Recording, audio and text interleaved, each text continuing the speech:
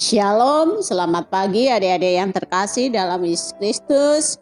Jumpa lagi dalam Sabtu Ceria. Apa kabarnya? Tentu luar biasa ya. Pagi ini kita kembali akan belajar firman Tuhan. Sebelumnya mari kita berdoa, lipat tangan, tutup matanya.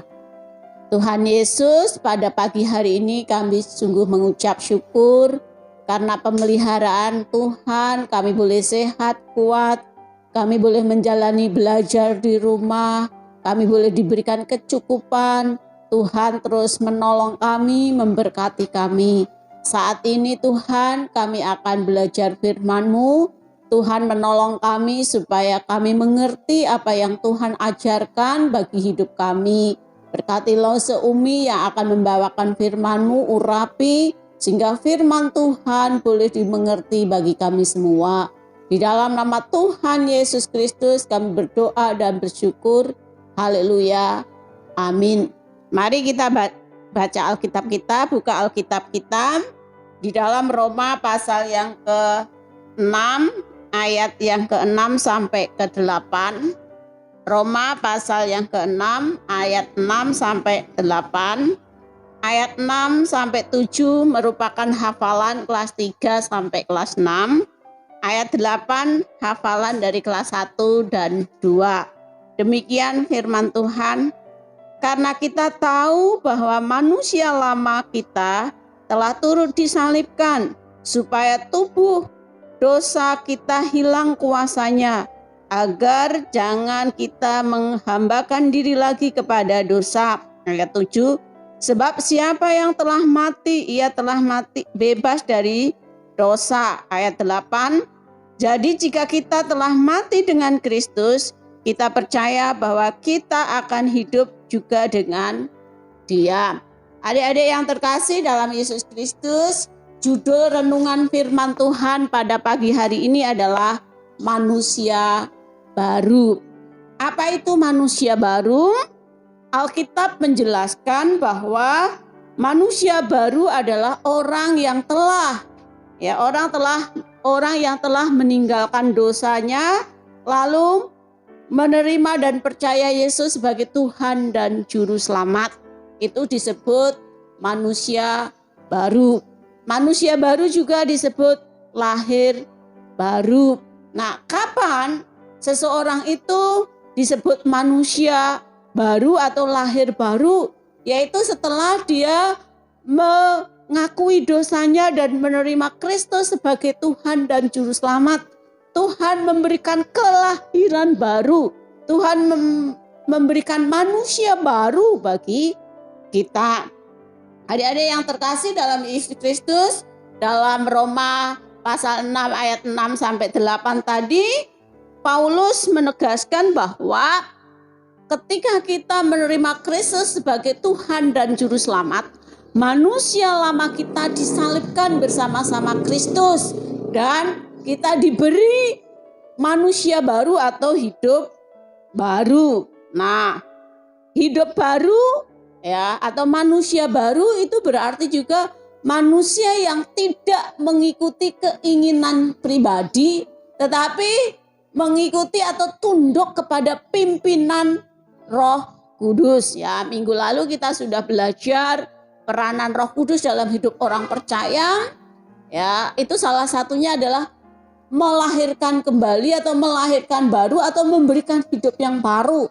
Yaitu orang yang hidupnya dipimpin oleh Roh Kudus, itu adalah orang yang disebut manusia baru yang hidupnya menghasilkan 9 buah roh ya. Masih ingat 9 buah roh, ada kasih, sukacita, damai sejahtera, kesabaran, kelemah lembutan, kemurahan hati ya, dan penguasaan diri ya. Waktu itu kita sudah belajar. Nah, orang yang dikatakan manusia baru berarti dia selalu tunduk kepada firman Tuhan. Ya, selalu tunduk kepada firman Tuhan. Firman Tuhan itu yang menguasai hidupnya. Jadi sekali lagi manusia baru adalah orang yang sudah menerima Kristus sebagai Tuhan dan Juru Selamat yang hidupnya selalu dipimpin oleh Roh Kudus dan hidupnya selalu tunduk kepada firman Tuhan. Di dalam cerita Alkitab ada seorang ahli Taurat yang bernama Nikodemus. Ya, Nikodemus itu adalah seorang ahli Taurat. Ya, nah pada waktu Tuhan Yesus menjelaskan hal kerajaan surga, dia bertanya, bagaimana seseorang itu bisa masuk dalam kerajaan surga? Yesus menjelaskan, orang itu harus dilahirkan kembali. Wah, kaget Nikodemus. Masa setua ini harus dilahirkan kembali? Berarti masa setua ini harus masuk dalam kandungan ibu dan dilahirkan kembali? Yesus berkata, bukan kita masuk ke dalam kandungan ibu dan dilahirkan kembali, bukan. Kelahiran kembali itu dilahirkan secara rohani, ya. Dilahirkan secara rohani, yaitu dilahirkan dalam Roh Kudus, ya. Jika seseorang mengaku dosanya, jika seorang percaya kepada Kristus, maka dia dilahirkan kembali. Nikodemus menjadi percaya. Nikodemus menjadi yakin. Yang tadinya masih bingung apa itu, dilahirkan kembali. Nah, adik-adik yang terkasih dalam Yesus Kristus, di dalam tokoh Alkitab ada 3 orang yang bisa kita pelajari bagaimana orang yang dilahirkan kembali atau hidup baru. Yang pertama adalah Onesimus, ya. Beberapa minggu lalu kita sudah belajar Onesimus adalah seorang budak atau seorang fampo dari keluarga Filemon, ya, tuannya Filemon. Pada waktu itu seorang budak tidak punya hak apapun. Dia harus mengabdikan penuh hidupnya kepada tuannya. Dia harus bekerja keras untuk tuannya, ya, untuk tuannya. Nah, seorang budak tidak boleh melakukan kesalahan apapun kepada tuannya. Suatu hari Onesimus melakukan kesalahan, ya. Karena dia merasa dia melakukan kesalahan, maka dia sangat takut dan dia melarikan diri. Dia lari dari rumah Filemon, pergi ke suatu kota. Nah, di kota itu bertemulah Paulus. Ya, bertemulah Paulus dan Paulus menjelaskan bahwa melakukan kesalahan itu suatu dosa. Jadi kita harus minta ampun kepada Tuhan, dan pada akhirnya Onesimus bertobat. Nah, setelah Onesimus bertobat atau menjadi manusia baru, ya, menjadi manusia baru, memang Paulus sangat perlu Onesimus, tapi Filemon sangat memerlukan, sehingga Onesimus dikirim kembali ke rumah Filemon, tetapi tidak lagi menjadi seorang budak, tetapi menjadi rekan sekerja Filemon untuk memberitakan Injil, untuk memberitakan firman Tuhan. Ya, di rumah Filemon itu rumahnya dipakai untuk ibadah orang Kristen atau orang percaya Yesus. Bersama-sama Filemon, Onesimus memberitakan Injil, melayani Tuhan. Nah, kita bisa melihat bahwa ketika seseorang, ya, menyesali dosanya, percaya menerima Kristus sebagai Tuhan dan Juru Selamat, orang itu diubahkan hidupnya.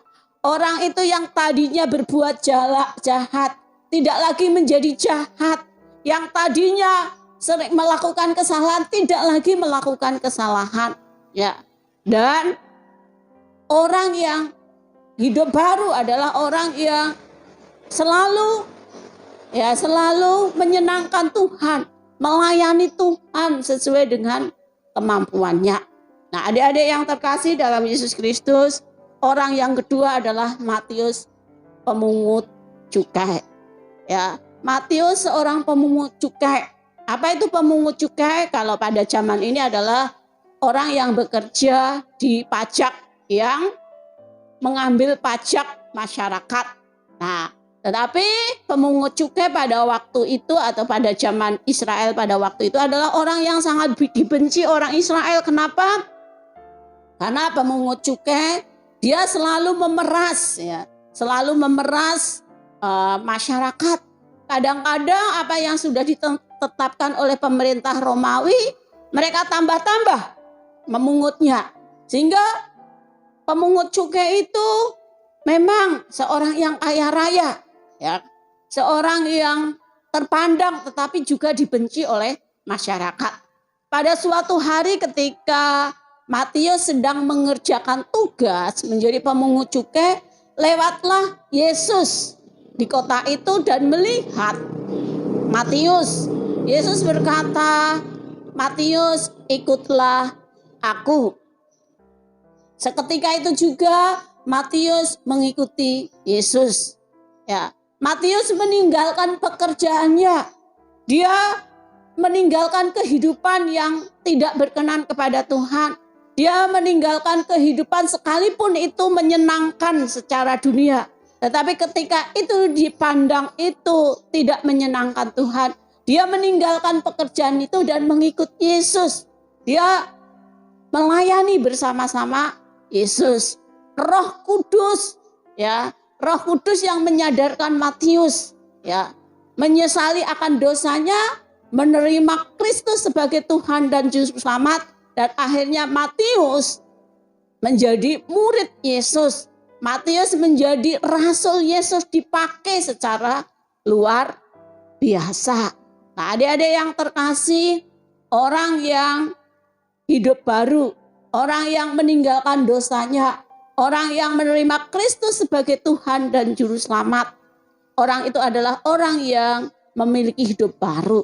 Orang yang memiliki hidup baru, hidupnya harus selalu menyenangkan Tuhan. Hidupnya harus mau melayani Tuhan. Ya, Tuhan memberikan kemampuan bagi kita masing-masing. Ya, melayani Tuhan tidak harus berkhotbah. Melayani Tuhan tidak harus memimpin liturgi, tidak, tapi melayani Tuhan itu apa saja yang bisa kita buat untuk Tuhan, itu melayani Tuhan. Ya, mungkin kita memberikan persembahan syukur kita, ya, sebagai ungkapan syukur kita kepada Tuhan, itu juga melayani Tuhan.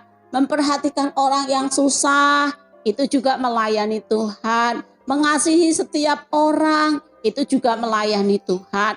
Jadi orang yang hidup baru, orang yang dipimpin oleh Roh Kudus, hidupnya meninggalkan hal-hal yang jahat.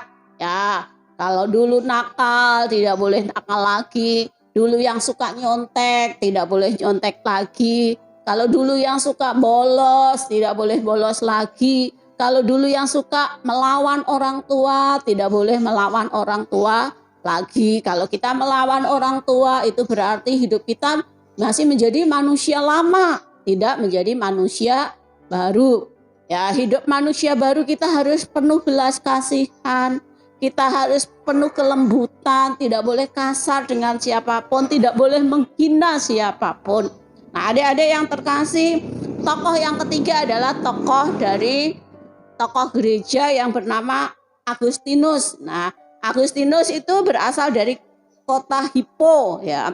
Dia lahir dari seorang yang berkecukupan, ya.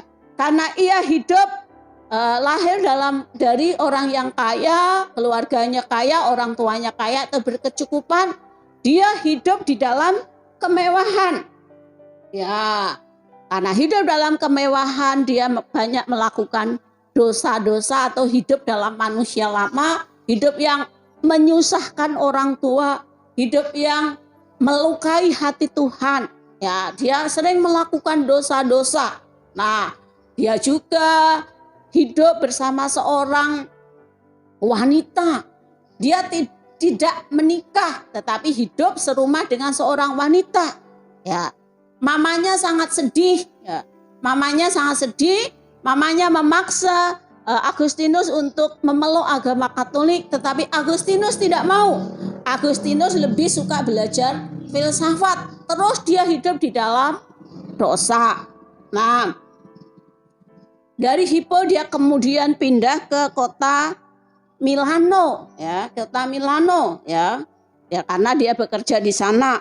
Ya, ibunya ikut bersama Agustinus dan akhirnya Agustinus mau menikah secara resmi, ya. Dia mau menikah secara resmi dan meninggalkan istri gelapnya, ya. Wanita simpanannya tadi yang tidak dinikahi, dia tahu itu tidak benar. Nah, pada tahun 386 Agustinus membaca kitab Roma, ya. Dia membaca kitab Roma dan dari situ hidupnya mulai tidak tenang, ya. Hidupnya mulai tidak tenang. Dia sangat gelisah. Oh, selama ini berarti hidupku itu penuh dengan dosa.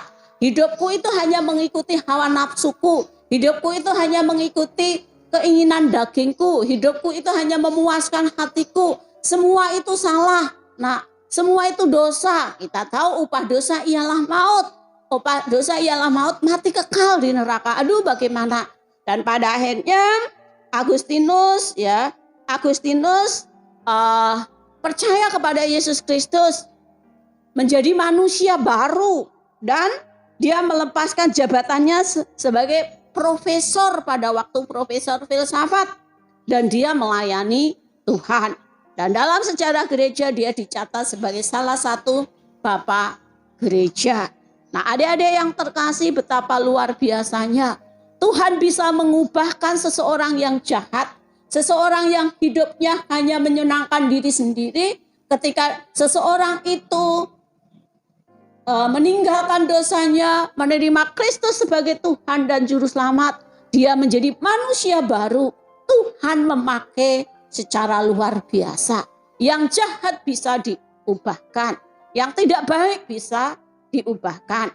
Nah, setelah menjadi manusia baru, Allah memakai Agustinus itu menjadi pelayan Tuhan yang luar biasa. Nah, adik-adik yang terkasih dalam Yesus Kristus, kita sudah belajar keselamatan itu anugerah Tuhan. Kita harus terima dengan iman, ya, dengan iman. Orang yang sudah menerima Kristus sebagai Tuhan dan Juru Selamat, ya, itu pekerjaan Roh Kudus, dan orang itu disebut manusia baru. Nah, ketika seseorang sudah disebut manusia baru, dia tidak boleh hidup mengikuti keinginan dagingnya, hidup mengikuti keinginan pribadinya, tetapi hidup yang selalu dipimpin oleh Roh Kudus. Ketika hidup kita selalu dipimpin oleh Roh Kudus, maka kita akan menyenangkan, ya, menyenangkan Tuhan, membanggakan orang tua. Orang tua kita akan senang kalau hidup kita selalu melakukan yang baik. Nah, adik-adik yang terkasih dalam Yesus Kristus, sekali lagi, sebagai manusia baru, maka kita harus hidup yang selalu mengikuti kehendak Roh Kudus, ya. Minggu lalu kita sudah belajar ketika kita menerima Kristus sebagai Tuhan dan Juru Selamat, Roh Kudus diberikan Tuhan, ditaruh dalam hati kita untuk memimpin hidup kita, untuk mengontrol hidup kita, sehingga hidup kita menghasilkan buah-buah roh. Hidup kita membanggakan orang tua kita, hidup kita memuliakan Tuhan, sehingga dimanapun dan kapanpun kita boleh menjadi berkat bagi banyak orang. Kita memuliakan Tuhan, kita dipakai Tuhan menjadi alat Tuhan, dan kita menjadi orang-orang yang diberkati Tuhan. Adik-adik pasti ingin diberkati Tuhan, kan? Studinya ingin berhasil, nanti cita-citanya ingin tercapai.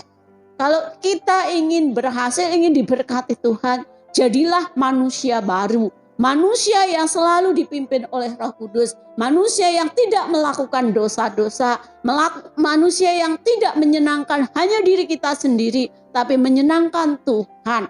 Biarlah firman Tuhan pada pagi hari ini memberkati kita. Jadilah kita manusia baru. Manusia baru adalah manusia yang hidupnya dipimpin oleh Roh Kudus dan tunduk kepada firman Tuhan. Mari kita berdoa. Tuhan, pagi ini Tuhan mengajarkan bahwa kami harus hidup sebagai manusia baru, meninggalkan dosa-dosa kami, menerima Kristus sebagai Tuhan dan Juru Selamat. dan kami dipimpin oleh Roh Kudus, yang hidup kami menghasilkan buah-buah Roh Kudus. Hidup kami harus tunduk kepada firman Tuhan, menyenangkan Tuhan, bukan menyenangkan diri kami sendiri. Orang yang mau menerima kekekalan, orang yang mau diselamatkan adalah orang yang sudah dilahirkan kembali, orang yang memiliki hidup baru, yang berarti tidak lagi melakukan dosa. Ketika kami sering berbohong kepada orang tua, seringkali melawan orang tua, biarlah itu tidak lagi kami ingin menyenangkan orang tua, dengar-dengaran orang tua, lebih lagi dengar-dengaran kepada Tuhan. Berkati hidup kami, berkati studi kami, berkati orang tua kami. Di dalam nama Tuhan kami Yesus Kristus, kami bersyukur dan berdoa. Haleluya. Amin.